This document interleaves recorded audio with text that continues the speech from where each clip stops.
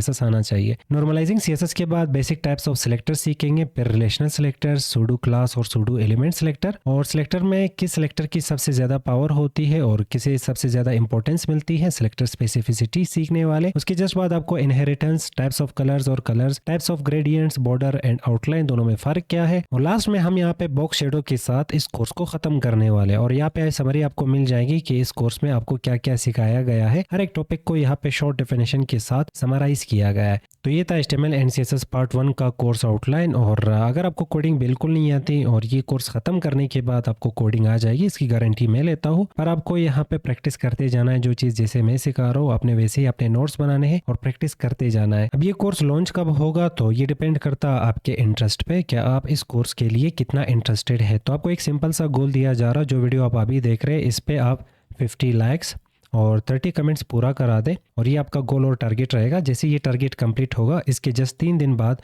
हम इस कोर्स को स्टार्ट करेंगे। इस टाइप के और भी बहुत अच्छे अच्छे कोर्सेज इसी चैनल पे आपको मिलेंगे, उर्दू लैंग्वेज में और हिंदी लैंग्वेज में। पर आपका काम है यहाँ पे इंटरेस्ट दिखाना। आप जैसे इंटरेस्ट और प्यार दिखाएंगे तो हम यहाँ पे डेली बेसिस पे आपके लिए लेक्चर्स लेके आएंगे।